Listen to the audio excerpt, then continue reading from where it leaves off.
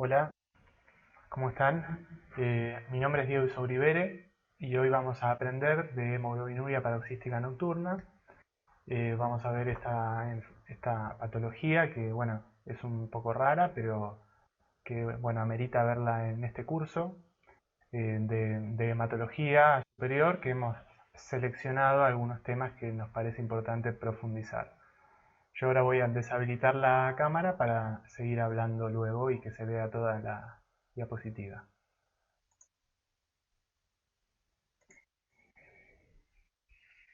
Bueno, como definición de la hemoglobinuria paroxística nocturna, que la vamos a abreviar como HPN y yo probablemente lo diga varias veces de esa manera, bueno, podemos decir que es una anemia hemolítica adquirida que está causada por la expansión clonal de una célula progenitora hematopoyética que ha, que ha adquirido una mutación en un gen ligado al cromosoma X, conocido como PIC-A, que determina un defecto estructural en distintos tipos celulares. Entonces acá es muy importante ver que es una anemia hemolítica adquirida, ¿sí? Cuando nosotros vemos las clasificaciones de las anemias para saber cuál es el origen, ¿no? No es hereditaria. Y bueno, y es causada por una mutación somática, o sea, es una mutación en las células que no son germinales, que se da a lo largo de la vida de una persona. Entonces no es transmitida a la descendencia. Eso es importante. A pesar de que esté, digamos, el gen afectado está en el cromosoma X, ¿no? Entonces eso va a traer eh, toda la fisiopatología de la enfermedad, pero bueno, tiene que quedar claro que es adquirida, a pesar de ser clonal, ¿sí?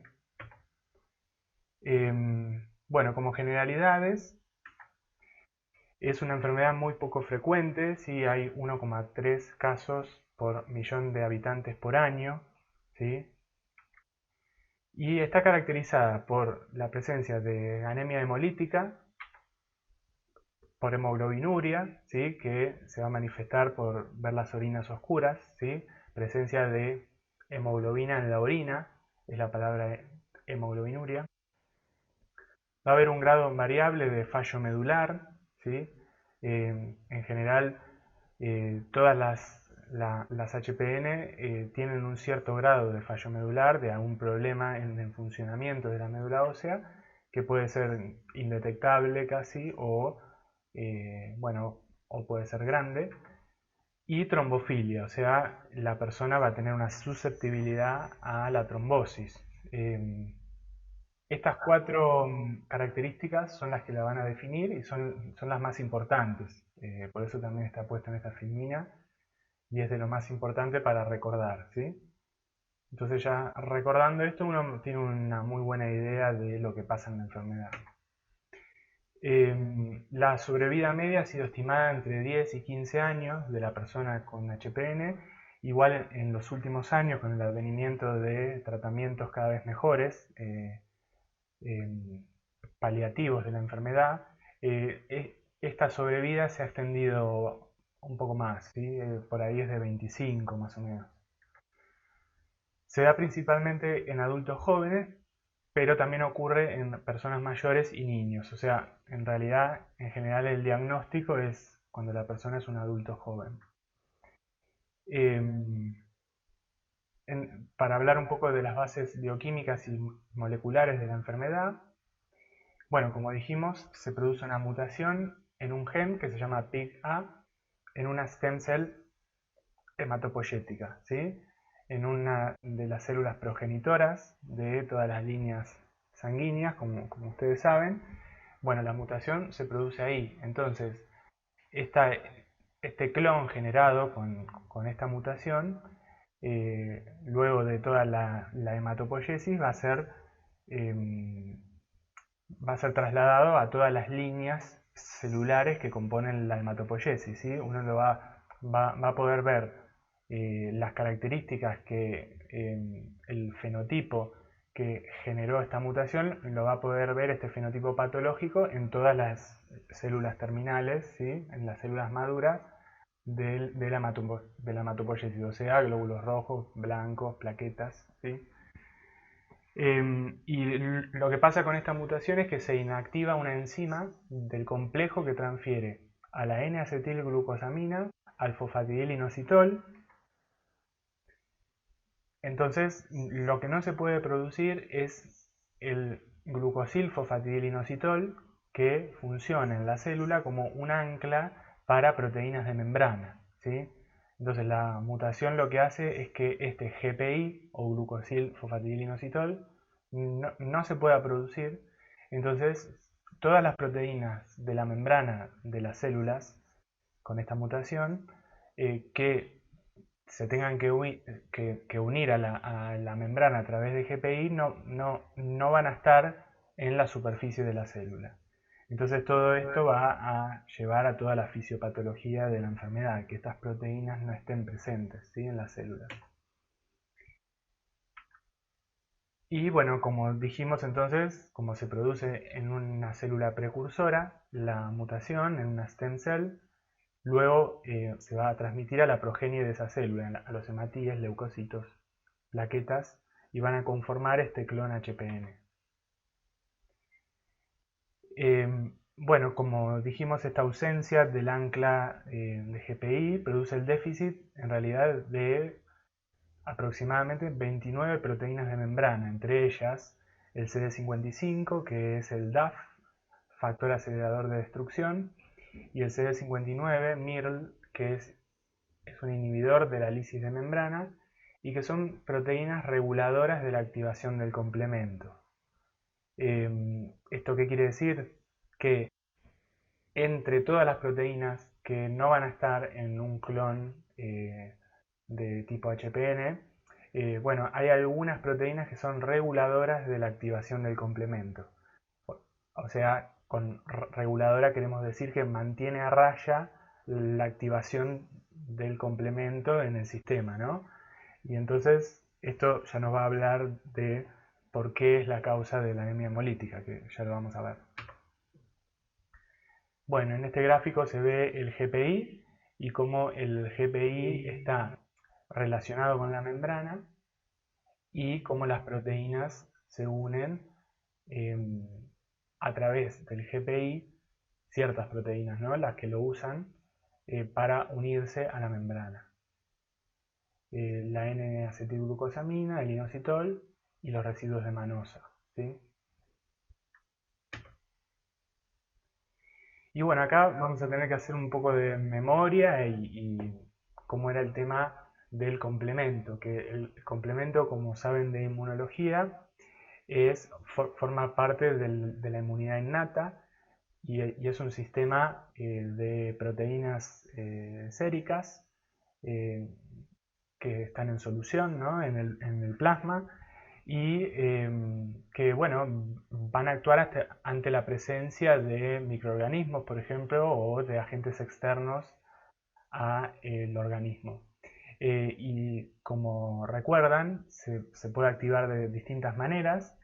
Estas proteínas tienen un inicio para que la función del complemento comience, que puede ser por la vía alternativa, por la vía clásica del complemento o la vía de las lectinas, ¿sí? La vía clásica era a través de anticuerpos, o sea que teníamos que tener una respuesta inmune ya producida frente a un microorganismo, o sea que ya haya anticuerpos formados, que también pueden ser anticuerpos generados de otra vez, que sean de memoria también, ¿no? Pero en general es una activación un poco más tardía del complemento. En los momentos iniciales, la vía que se activa más rápidamente es la alterna, ¿sí?, con proteínas que están en solución. Y también está la vía de las lectinas con ciertos receptores de reconocimiento de patrones que se unen a ciertos proteínas del microorganismo o residuos de polisacáridos, y esa es otra forma de que se va a activar el complemento. Bueno, ¿qué es lo que pasa en HPN? En realidad el complemento en nuestro organismo, de cualquier persona, ¿no?, se está activando y desactivando continuamente. es como si hubiera siempre estas proteínas de la vía del complemento, están como siempre sensando la presencia de algo extraño en la circulación, ¿no?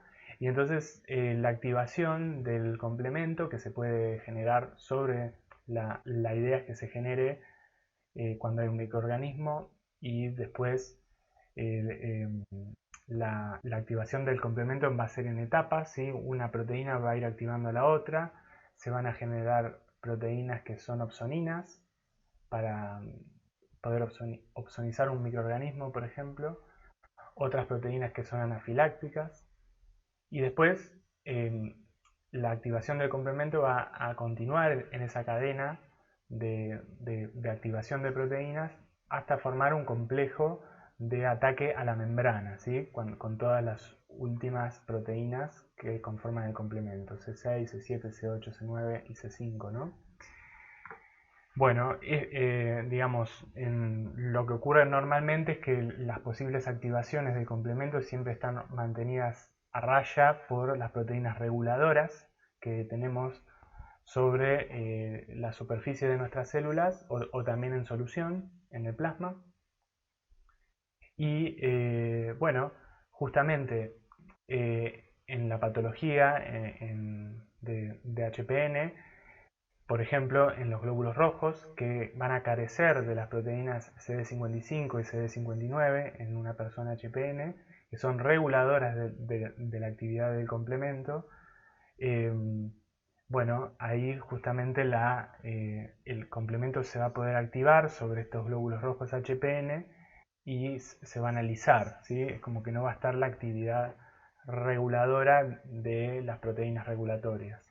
Este primer gráfico es lo que ocurre normalmente cuando las proteínas regulatorias funcionan, van a impedir que se opsonicen los glóbulos rojos con el C3b y a su vez van a impedir que se forme el complejo de ataque a la membrana en células normales como puede ser un glóbulo rojo, ¿no? En el caso de un paciente HPN, estas proteínas que protegen al glóbulo rojo de la acción del complemento no van a estar, se van a poder opsonizar y ser quitados del sistema, ¿sí? Por el vaso, por ejemplo, o el complejo de ataque a la membrana se va a poder generar en la membrana del glóbulo rojo y los glóbulos rojos se van a alisar intravascularmente también. Bueno, de la fisiopatología entonces vamos a empezar luego de ver cómo fue el mecanismo de la enfermedad, las bases moleculares. De la fisiopatología, como dijimos, los glóbulos rojos HPN sufren lisis intravascular por acción del complemento y lo que conduce a, bueno, anemia, lógicamente, ¿no? A hemoglobina libre en plasma, o sea, la hemoglobina del glóbulo rojo es liberada del plasma, que, como nosotros sabemos, en general está la proteína aptoglobina que va a unir a esa hemoglobina y luego ese complejo va a ser procesado en el hígado. Eh, bueno, esta capacidad de la aptoglobina de unir a la hemoglobina y que no llegue, por ejemplo, al riñón, va a estar limitada, o sea, va a estar consumida toda la aptoglobina en estos pacientes y bueno, esta hemoglobina libre en plasma va a traer varios problemas. Entre ellos uno de los problemas que trae no solo el daño posible en los túbulos renales, sino que va a haber una disminución del óxido nítrico porque va a ser unido por la hemoglobina y como sabemos el óxido nítrico es muy importante para el músculo liso vascular, para el músculo liso no solo vascular sino del aparato digestivo también, para la relajación de la tonicidad muscular. Entonces va a ser la causa de varios síntomas que tiene el paciente como disfagia, la difusión eréctil en los hombres, ¿no? Eh, y bueno, también lo que va a conducir a esta ruptura de los glóbulos rojos intravascularmente es a la sobrecarga renal de hierro y pigmentos. La sobrecarga de hierro, como lo vimos en la materia básica, es tóxica, ¿sí? el organismo, para el hígado. Bueno, no solo, digamos, la fisiopatología que ocurre en los glóbulos rojos es como la más característica y le da el nombre a la enfermedad, pero no hay que perder de vista que es muy importante en estos pacientes las trombosis, ¿sí? Es uno de, como vimos, uno de los síntomas que ocurre en esta enfermedad y también que la definen. Entonces, bueno, ¿y por qué se da esto? Porque en realidad piensen que todas las células, como dijimos, de la hematopoiesis están afectadas por la mutación que se dio en la stem cell, ¿no? Entonces las plaquetas también van a ser defectuosas, ¿sí? Porque les van a faltar proteínas que se unen a GPI y, bueno, van a ser, o sea, se van a activar más en el sistema, ¿sí? Se van a unir más a los vasos, van a generar macropartículas, que son unas vesículas, que generan también una respuesta inflamatoria más importante y además una susceptibilidad a que se generen trombos, ¿no? Y las trombosis son el síntoma en realidad de los más peligrosos que puede tener este tipo de pacientes. Y también los glóbulos blancos, HPN, van a tener su parte en la fisiopatología porque van a también a activarse más fácilmente y van a generar un estado inflamatorio crónico que también ocurre en estos pacientes. El estado inflamatorio crónico también va a generar que haya una mayor activación del sistema inmune en general, una mayor activación del complemento, entonces vendría a ser como un círculo, ¿no? Bueno, de las manifestaciones clínicas, ahora algo ya dijimos, pero las manifestaciones clásicas que son como para que les quede bien claras, bueno, como dijimos, es la anemia hemolítica, la hemoglobinuria, citopenias y trombosis, ¿sí? Eh, Esto es para recordar bien. Las manifestaciones que comprometen la sobrevida, las podemos llamar de esa manera, o sea, son las manifestaciones eh, que son las más graves y que pueden acortar la sobrevida del paciente, ¿sí? Bueno, como dijimos, las trombosis son las más peligrosas. Las trombosis en general son venosas, se dan en los sitios comunes en donde se puede generar trombosis, trombosis venosas profundas en venas como por ejemplo pueden ser de los miembros o trombosis pulmonares, ¿sí? Y además también hay sitios de trombosis raros y eso también puede llevar, porque a veces el diagnóstico y la sospecha del médico de esta patología a veces puede tardar un poco y puede ser difícil el diagnóstico, pero a veces la trombosis en un sitio no convencional, como puede ser en las venas, en la vena hepática, en la mesentérica, en venas cerebrales o intestinales, puede llegar a dar un indicio porque no son trombosis comunes, ¿sí? Y sí pueden pasar en esta enfermedad. Bueno, también va a haber un daño renal, en gran parte generado por esta hemoglobina, por este daño tubular que genera la hemoglobina libre y además por posibles trombosis que puedan ocurrir en el riñón. Bueno, la hipertensión pulmonar, que es una manifestación que es grave y que justamente la provoca el déficit de óxido nítrico, así entre otras cosas, en estos pacientes. Entonces la tonicidad de las vías respiratorias va a estar muy comprometida. Eh, y la evolución a otra mielopatía. Esto que dijimos, que la enfermedad muchas veces está acompañado de cierto grado de problemas medulares. Bueno, como vamos a ver en cómo se puede presentar esta enfermedad, muchas veces es común que esté en el contexto de otra mielopatía, como puede ser un síndrome mielodisplásico o una aplasia medular directamente. Y otros síntomas que comprometen la calidad de vida, o sea, no son síntomas graves que van a comprometer la sobrevida del paciente, pero sí van a hacer que, digamos, el médico tiene que hacer algo para que el paciente tenga estos síntomas reducidos totalmente para que pueda tener una calidad de vida mejor, como pueden ser la disnea, fatiga, disfagia, ¿sí? Problemas para la deglución, dolor abdominal, disfunción eréctil, ¿sí? Muchos de estos que son causados por el déficit de óxido nítrico. En una persona con HPN se pueden definir varios criterios de severidad de la enfermedad, o sea, cómo puede ser el pronóstico de esa persona. Y o sea, como se pueden ver, cuando hay signos y síntomas marcadores de eso, ¿no? De que puede estar más comprometido el paciente. Y como pueden ser los episodios de trombosis, cuando el paciente ya requirió transfusiones múltiples, ¿sí?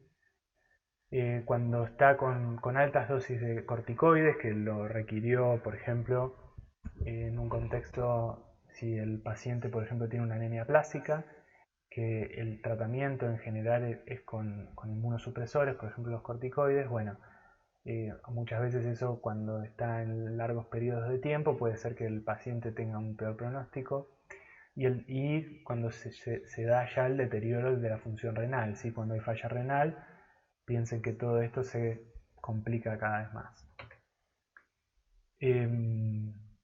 Bueno, como formas clínicas de la enfermedad, esto, digamos, sea como para definirla de alguna manera y ponerla en grupos, se ha dividido a la enfermedad de dos maneras, la forma hemolítica y la no hemolítica.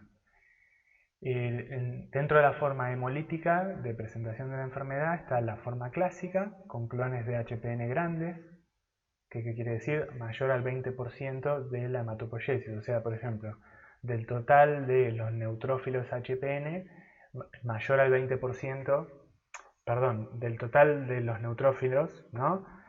Mayor al 20% son HPN, eso sería un clon grande.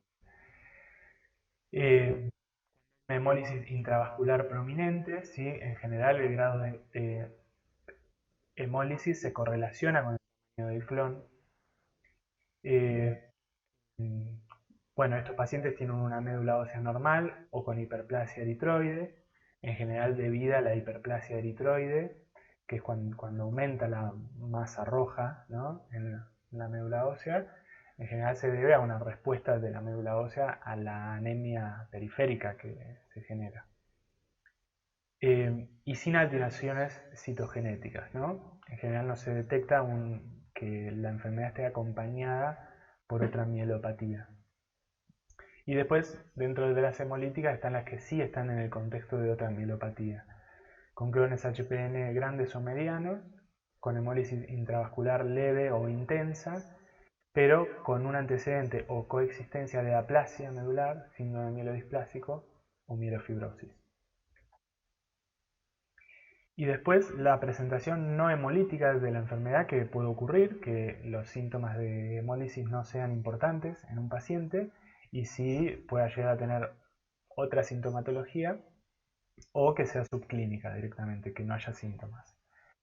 Bueno, en la forma no hemolítica, entonces está en el contexto de otra mielopatía, puede ocurrir, con clones medianos a pequeños ya, ¿sí? En general ya esta forma no hemolítica, los clones no son grandes, sin clínica ni laboratorio de hemólisis intravascular, pero la coexistencia de aplasia o síndrome mielodisplásico o mielofibrosis. Y la forma subclínica con clones muy pequeños, ¿sí? Que se detectan en general con la técnica que es la citometría de flujo, y hay cierto grado de falla medular sin hemólisis, ¿sí?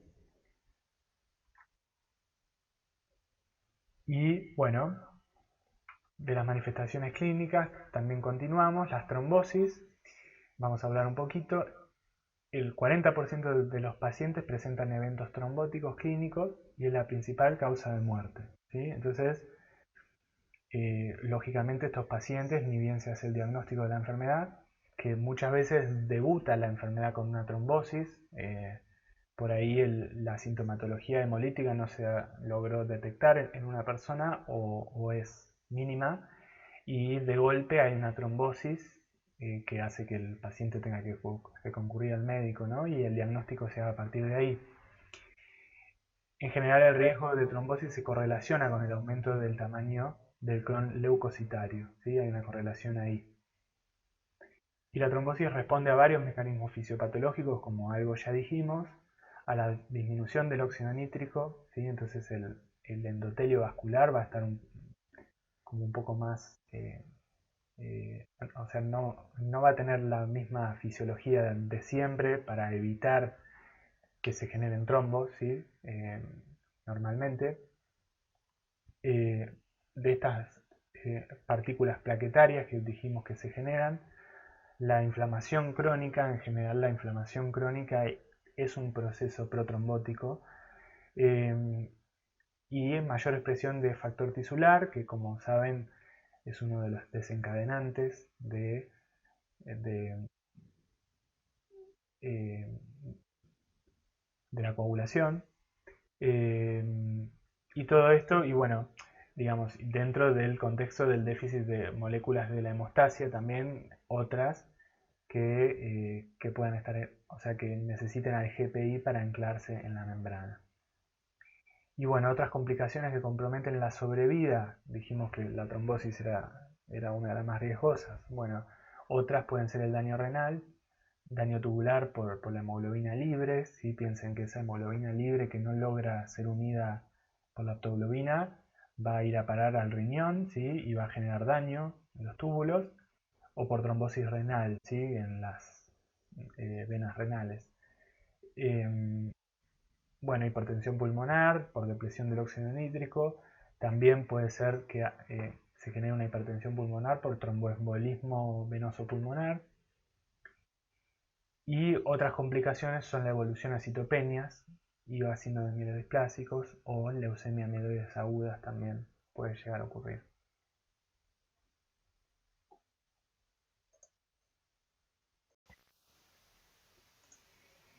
Bueno, ahora vamos a ver cómo se hace el diagnóstico de la patología, ¿no? Que nos interesa mucho a los bioquímicos. La técnica diagnóstico que es gold estándar ahora es la citometría de flujo.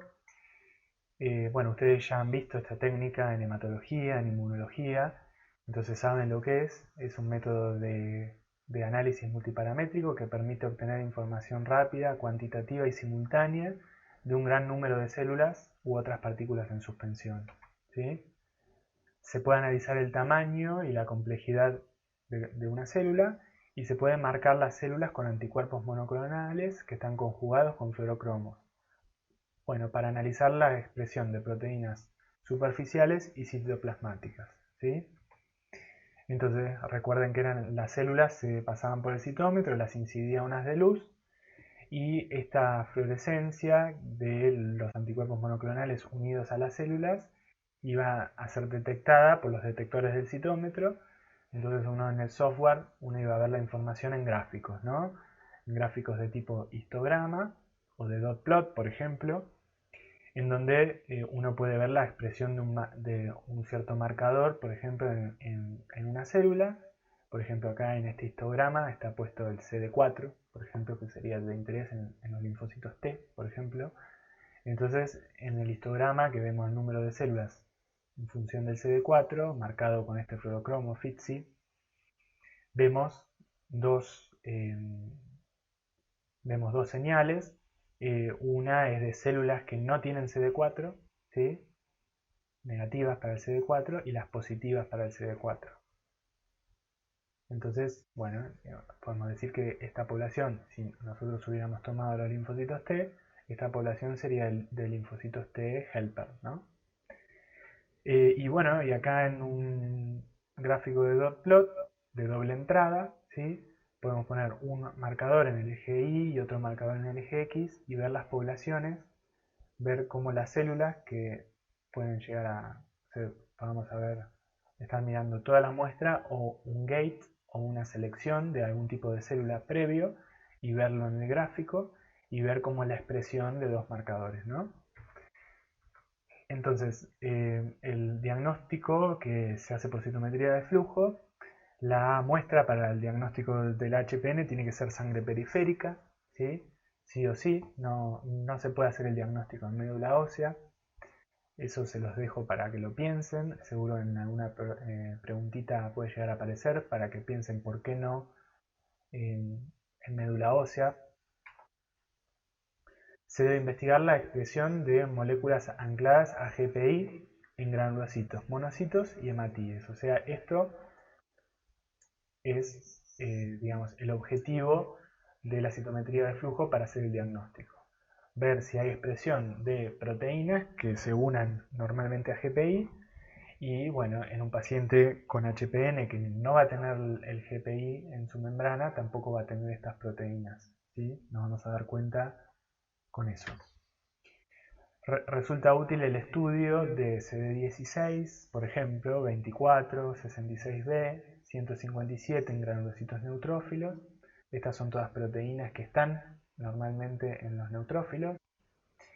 CD14, CD55, CD57 en los monocitos, por ejemplo. Y en los hematíes, estas proteínas que ya las nombramos, reguladoras del complemento, CD55 y CD59, ¿no? Ver si las células del paciente las expresan o no estas proteínas. Y como vemos, no solo tenemos que mirar una sola línea celular, sino que tenemos que ver varias. Por ejemplo, granulocitos, monocitos y glóbulos rojos, ¿sí? Se puede emplear también un marcador que se llama FLAIR, que es un derivado fluorescente de la toxina bacteriana aerolicina, que se une directamente a GPI. Entonces es una proteína que se une directamente a GPI. Si la célula no tiene GPI, entonces no se va a unir. Y es fluorescente, entonces la podemos ver por citometría, ¿no? Es otra también, es una molécula para sumar a la marcación de proteínas que se unen a GPI. Entonces también el estudio de las proteínas ancladas a GPI se combina con la marcación adicional de proteínas no ancladas a GPI para la identificación correcta de las líneas celulares. Piensen que la identificación de las líneas por citometría de flujo no solo se hace por parámetros de tamaño y complejidad, sino que se hace en base a marcadores que pueda llegar a tener una proteína en su membrana, ¿no? Con un fundamento inmunológico, con anticuerpos monoclonales. Entonces, tenemos que tener algunos marcadores que nos ayuden a identificar la célula en proteínas justamente que no se unan a GPI, porque si no, no van a estar en células patológicas. Entonces, una vez que tenemos identificados los granulocitos, los monocitos o los glóbulos rojos, bueno, ahí miramos si tiene proteínas o no que se unen a GPI. Para un diagnóstico de certeza de HPN y la identificación del déficit de expresión de GPI es necesaria la demostración del defecto de la expresión en al menos dos líneas celulares distintas de al menos dos marcadores diferentes. O sea, yo tengo que poder evidenciar que hay un déficit en al menos dos proteínas en al menos dos líneas celulares, ¿sí? No alcanza con ver que falta un marcador de todas esas proteínas que nombramos que podemos buscar, que falte una sola, porque bueno, puede haber casos raros de algún defecto genético de una persona que no las sintetice, por ejemplo, ¿no? Y más de una línea celular, ¿sí? Piensen que digamos, como dijimos, la mutación tiene que ser de esta enfermedad en una stem cell. Entonces, tiene que poder detectarse en todas las células maduras posteriores, ¿sí? de la hematopoiesis. En una línea sola indicaría que por ahí es otro tipo de mutación generada posteriormente, ¿sí? Cuando la célula ya de esa línea está diferenciada a una línea en particular. Los clones hallados se pueden clasificar según el grado de expresión de las moléculas ancladas a GPI. Un clon tipo 1 sería sin deficiencias de proteínas asociadas a GPI, o sea, células normales. Deficiencia parcial sería un tipo 2 o deficiencia total un tipo 3. Entonces acá hay algunos ejemplos de cómo vemos gráficos de un paciente con HPN, ¿no? La marcación esta de ejemplos en granulocitos, que como dijimos, de alguna manera hay que poder identificarlos. Bueno, acá en este paper se identificaron con la complejidad de los granulocitos y el CD15, que es un marcador específico de granulocitos neutrófilos. También lo vemos acá, en este gráfico. Y después entonces analizamos la expresión, este grupo de este paper analizó por ejemplo el CD24 y el CD16 en los granulocitos neutrófilos. Entonces como ven acá los neutrófilos normales están en verde, que tienen expresión de las dos proteínas, están en este cuadrante, ¿sí? Y acá hay un clon HPN de neutrófilos que le faltan las dos proteínas, ¿sí? Que no expresan ni CD24 ni CD16. Estos que se muestran acá son los eosinófilos también mostrados, ¿sí?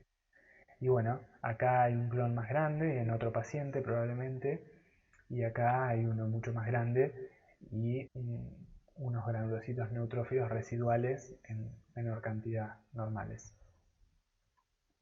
En glóbulos rojos, por ejemplo, como podemos ver la expresión del CD55 y CD59, que en este caso están puestos juntos en el eje, están con la misma fluorescencia. Y en función de la glicoforina K, que acá se ha usado esta proteína, la glicoforina A, como proteína que es específica de la serie roja, entonces podemos identificar glóbulos rojos con la glicoforina A, y no va a ser una proteína que sea una GPI, ¿no? Y vamos a ver cómo es la expresión de CD55 y CD59 que sí se unen a GPI. Entonces acá hay un control normal, no se observan eritrocitos deficientes de GPI, que tienen expresión de CD55 y CD59. Y en este paciente, por ejemplo, se ve algunas celulitas, si prestan atención, hay muy poquitas. Es un clon muy pequeño, de 0.04% de todos los glóbulos rojos, pero son HPN. Hay un déficit de CD55 y 59. Y en este otro caso hay un clon un poquitito más grande, ¿sí?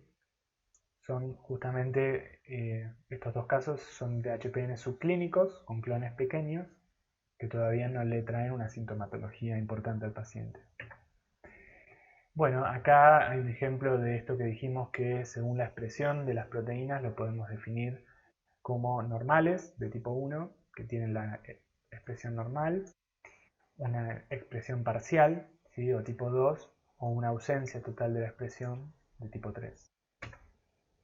Esto es un modelo de informe, en nuestro caso en el hospital en donde trabajo, nosotros hacemos diagnóstico de HPN y esto es un ejemplo de un informe nuestro, ¿no?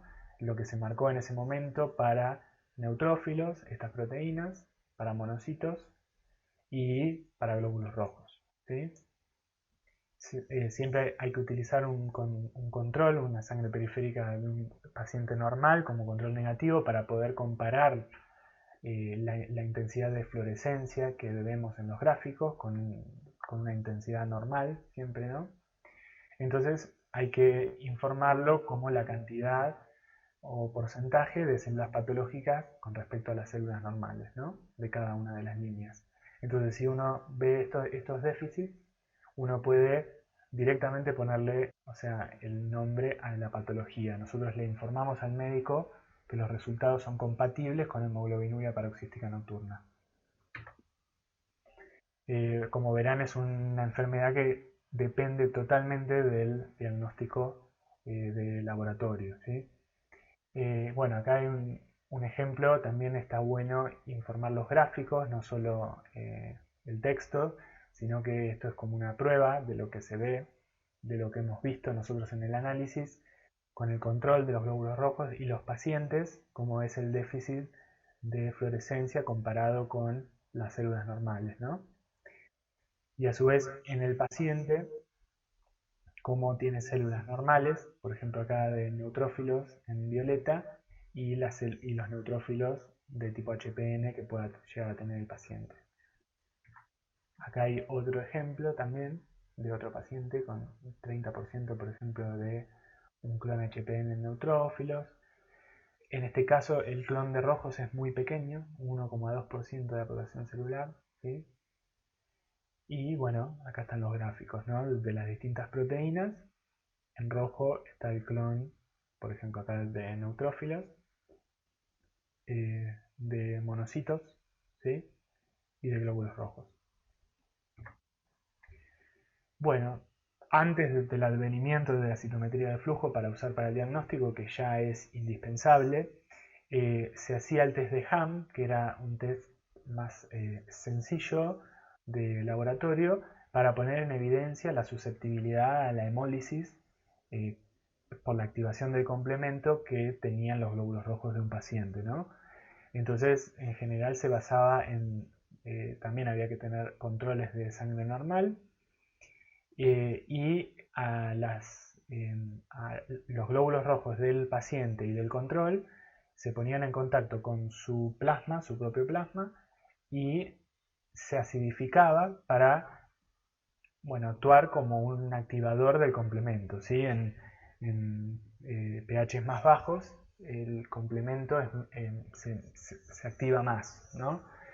Y bueno, entonces acá se ve en el 3 y el 4, es el paciente, ¿no?, que se ve la hemólisis, como queda rojo el plasma superior o suero, depende de lo que se use.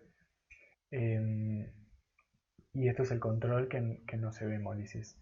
Lo que pasa que era una técnica que no era específica. Hay otras enfermedades que los glóbulos rojos se pueden lisar con el proceso.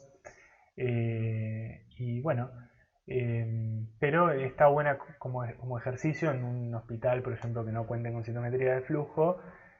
Al menos se puede arrancar y largar esto hasta que se logre llevar la muestra a un centro que tenga citometría, ¿no? Y bueno, muy importante, los parámetros de laboratorio generales. Piensen que siempre va a haber alguna técnica que va a ser la de diagnóstico, pero a su vez el laboratorio va a estar acompañando la clínica y la fisiopatología de este paciente.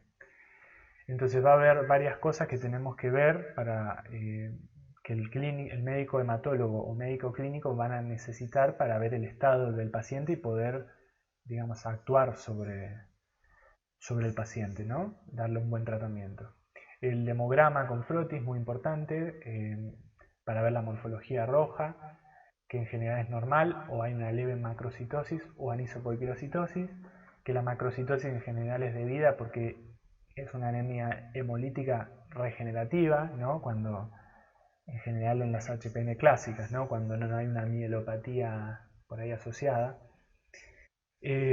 Bueno, el aumento del LDH, ¿no?, típico de las hemólisis, una baja aptoglobina, el aumento de la bilirrubina indirecta, ¿sí?, típico del proceso hemolítico, la hemoglobinuria, la podemos ver la presencia de la hemoglobina en la orina, hemosideриnuria, ¿sí?, los pigmentos de hemosiderina en las células de la orina, con técnicas de coloración como la tinción de Pearls. Y podemos ver la reticulocitosis, ¿sí?, ver el aumento de los reticulocitos, típico de una anemia hemolítica. Parámetros de función renal, muy importantes, ¿sí?, el laboratorio va a estar siempre atrás de esto. La urea, la creatinina, el crimen de creatinina para ver cómo funcionan esos riñones del o la paciente. Parámetros de función hepática, muy importante el hepatograma y todo lo que tiene dentro, ¿no?, las transaminasas, el colesterol, la bilirrubina, todas esas medidas. Después también se puede analizar la médula ósea. Esto, por ahí hay algunos laboratorios que no llega el frotis de médula ósea, pero está bueno cuando se puede tener acceso. En general esto es algo que observa el médico hematólogo, pero también los bioquímicos lo podemos ver. La médula ósea puede ser hiponormo o hipercelular, ¿sí? Eso puede ser muy variable según si tiene cierto grado de fallo medular o si la médula funciona bastante bien. Los pacientes con la forma clásica de HPN, que no suelen coincidir con anemia plástica, por ejemplo, la médula es normocelular o hipercelular, con hiperplasia eritroide, pero es común también una leve o moderada diseritropoyesis, ¿sí? Algún signo de cierto problemita en la eritropoyesis. Y las anormalidades citogenéticas, o sea, en general la muestra de médula ósea también se manda para ver el estudio de la citogenética. Es muy importante al momento del diagnóstico de una persona que tiene HPN, ver si está acompañado de una mielopatía. Entonces también va a haber muestras para el estudio general de una posible, de una búsqueda de un síndrome mielodisplásico, de una aplasia. Y bueno, en la citogenética pueden encontrarse aberraciones, ¿no? Con respecto al tratamiento, ¿sí? Y con esto ya vamos terminando. El tratamiento clásico que se hizo siempre y que se continúa haciendo, ¿no? Que es un tratamiento de sostén de estos pacientes y que prolongan su sobrevida, como pueden ser las transfusiones, suplementos de ácido fólico y hierro para mantener esa médula ósea que piensen que está continuamente trabajando en este contexto de una anemia hemolítica. Entonces el ácido fólico va a hacer algo que no queremos que se agote, ¿no? Eritropoyetina u hormonas androgénicas como el danazol. En general ahora lo más común es dar eritropoyetina, que es de mayor acceso.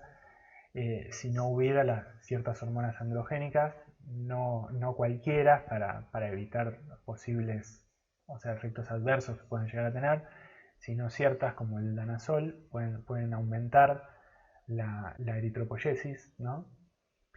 Corticoides, en general, por los contextos de fallo medular que pueda llegar a tener el paciente o por cuando hay cuando el sistema inmune está muy activado.